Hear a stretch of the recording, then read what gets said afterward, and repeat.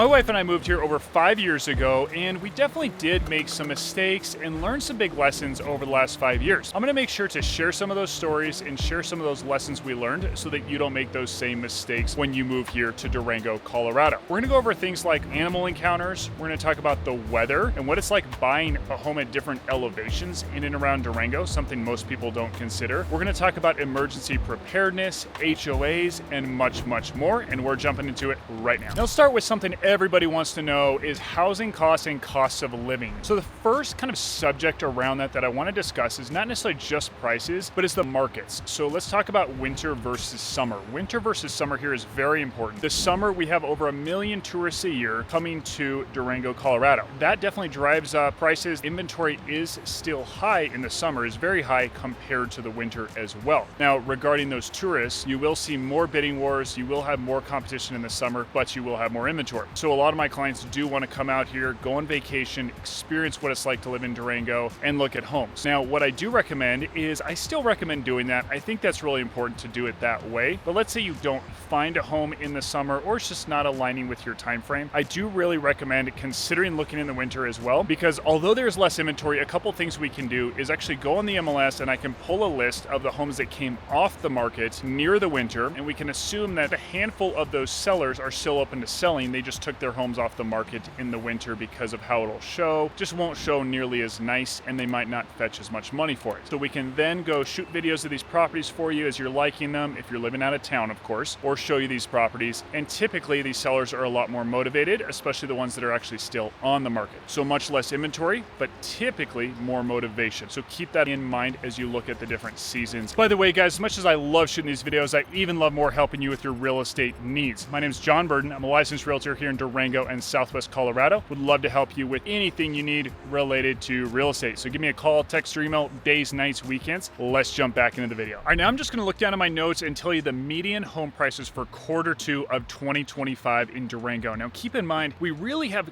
different micro markets throughout Durango, throughout the county, and the surrounding towns. So that's why it's really important to give you kind of these different area market reports. So La Plata County homes, meaning the entire county of La Plata County, that includes Hesperus, that includes Bayfield, Colorado, all the way up past Purgatory Ski Resort. That's gonna be $679 for the median home price in Q2. Durango in-town homes, so that's just city limits, was $790,500. Then Durango County homes, meaning the homes that are in the county of La Plata County, but are just in Durango, so just have a Durango address, was $899,000. Durango condo and townhomes, $525. Bayfield in-town homes, $530. And then Bayfield County homes, so again, in La Plata County that are in Bayfield, was $547,500. So hopefully that gives you a good feel of the market right now as this video is coming out. Of course that changes, but hopefully that gives you a good feel. I know the perfect summer cabin or summer home might be a nightmare in January. So this leads into me talking about really the perfect location and the ideal location for you. So I've got a few different kinds of clients, well, many, but we're gonna break it into two different sections right now. Really people that are gonna live here year round and maybe either have family or just really wanna be close to downtown Durango. Usually they're telling me, hey, I want that 15 to 20 minute range from downtown Durango. And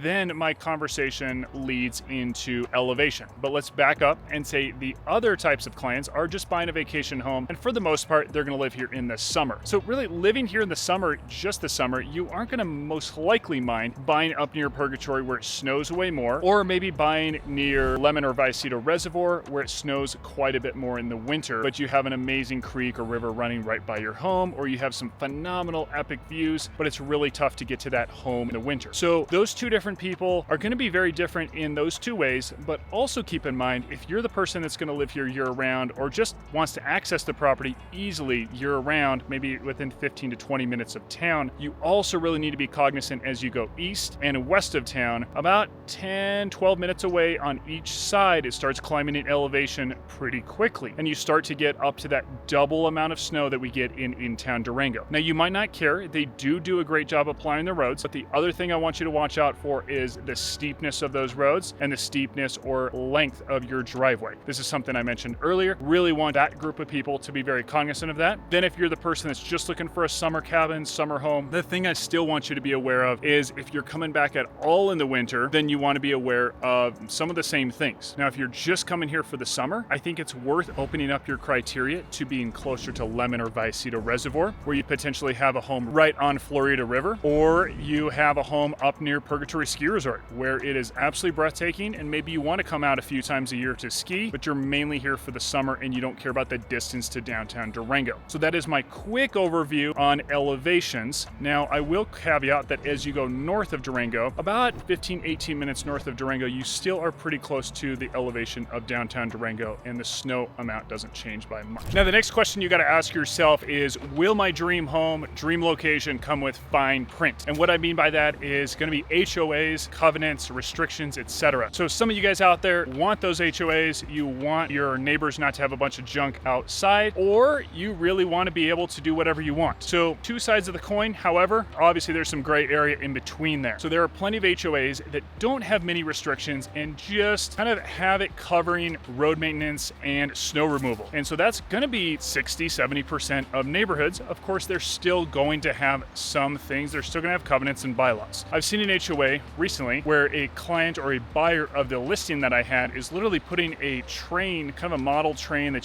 kids can actually ride. So I guess not a model train, but a train all the way around the property. And he's going to put different outbuildings out, different shops on the property. And the HOA said that's perfectly fine. We don't care. We're basically here to plow the roads and just kind of take care of the area. So there are some other areas where they're very, very strict. And the exact trim of the house, you need to check out all of that stuff, go through the HOA for all of those different things. So just being very careful of that, cognizant of that. I'm more than happy to get you HOA docs, any information you need regarding HOA, as well as short-term rental restrictions. Now let's talk about short-term rental restrictions real quick. In the city limits, you do have restrictions there. There are permits specifically, and that is a very long waiting list. Could be 2-3 years or way, way longer. If those owners don't sell their homes, then it's a forever waiting list. Outside of city limits, it really boils down to, is it in an HOA that prohibits you from having short-term rentals? If it's not in an HOA that prohibits you from having short-term rentals, you're good to go. Now, of course, there are county restrictions. You want to check with the county and just make sure you're doing everything correctly, but then you're good to go. So there are some neighborhoods that have HOAs that do allow short-term rentals. Reach out. I'm happy to get you that specific information as well. Now, there is no city traffic, but there are traffic jams. Okay, I might have been a little misleading with that. What I mean by that is animals. Now, I mentioned this earlier, and I kind of joke about this. The main traffic jam we have in Durango are deer crossing the road. And so I say that jokingly because for the most part, you're not going to have traffic slow down much at all. Now, there are those times in the morning where it slows down just a little bit, but honestly, on my way into work at 7:30, 8 o'clock, when you would think everybody's driving to work, I'm, maybe slower to work by 1 minute. Like, it's very, very small. Now, the main thing I would say to look out for is all of the different construction you'll see going on. And there's been quite a few construction projects lately, and just since I've lived here, you'll see them redoing a lot of roads because they're trying to do a great job at maintaining those roads as we get a lot of snow on these roads, and these roads get beat up more than other roads, I guess, in my opinion at least. And so I think really just looking at construction. The other thing is just looking at the time it's going to take in the summer versus the winter. I have a lot of clients come out here, look at a home that's 23 minutes away. They're like, that's right on the verge, and they're looking in the summer. And then in the winter, that might take 30 minutes when it's snowy and maybe icy on the roads. Then let's talk about parking downtown. Parking is not bad at all. Typically, you're paying $1 to $1.50 for an hour of parking right on Main Street. Overall, it can be a little tricky to find a spot, but maybe you're walking 200 yards to where your spot was going to be, to the mall or to the spot that you were going to go to, the restaurant and whatnot. Keep that in mind. Parking is not bad at all here. All right, speaking of travel, let's tell you a little bit about the airport travel. travel. So we do have an airport here in Durango, Colorado. It is southeast of downtown Durango, and this airport did just add a terminal. So I think the travel is getting a lot better out of La Plata County Airport. I have a few friends that travel almost monthly, if not more than monthly, and typically what they have told me, now I've traveled as well, but not nearly as much as them. Typically what they have told me is if they have to be at work in, say, Texas at 10 a.m. the next day, typically they'll fly out the night before just in case that flight gets delayed. So there is enough of a chance of that flight getting delayed that they have felt like it makes sense to fly out the night before. Now, some of those reasons are not that our airport is bad or anything like that. It's more just delays from lightning in the summer or from snow in the winter. So we just have a lot of different weather. Now I'm going to word this next subject a little bit differently. What I find is if clients of mine are really wanting some shopping, they really want bigger amenities, they come, they look at Durango, they really like it,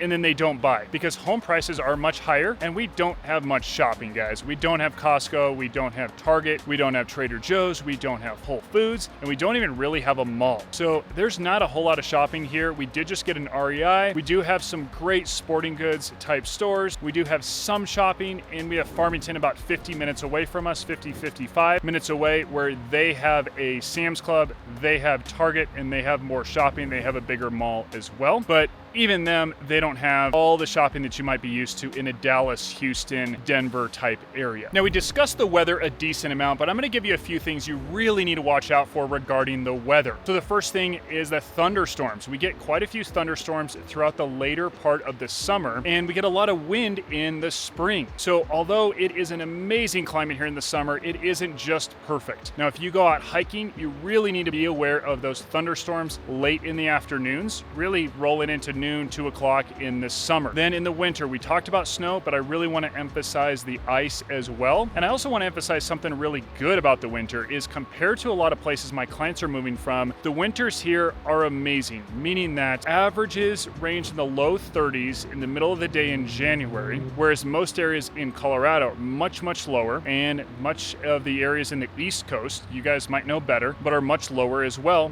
And after it snows the next day, it is very sunny typically, but it does drop in temperature that next day. So keep in mind that's when those roads can get icy. So just kind of a caution to you for that. So I want to give you some pros and cons quickly back and forth. Then lastly on weather, I just went under contract with a client on a home this morning. And the reason why they decided to move here, they actually traveled the country for over 13 months, if I'm not mistaken. And the reason they chose Durango was the amount of sunshine we get per year. We will put that number up on the screen, but I want to say we're over 250 days per year compared to many places, even in Colorado, we get much more sunshine. Now, throughout this video, I talked about emergency preparedness a little bit. I talked to you about the weather. I talked to you about animals, but guys, really be prepared. I really recommend as you get into the winter, even the summer, if you're going on bigger trips, having things like a sleeping bag, having a pad, having extra water, extra food, having just some great emergency preparedness things in your car with you at all times, having a small backpack, having some tourniquets, some first aid items, and going through some different courses. There's a great course called Stop the Bleed, and as well as, of course, the things you've heard of like CPR courses. Highly recommend going through those kind of courses and just being very aware of your surroundings at all times. And I more mean regarding animals. Also, again, I just mentioned lightning, being very cautious of lightning when you're going hiking. That's a very serious thing as well. Then a few more tips with emergency preparedness. We have avalanche safety courses that you can take. We have a great app called the Hiking Project that I recommend downloading. So that way you can actually download that map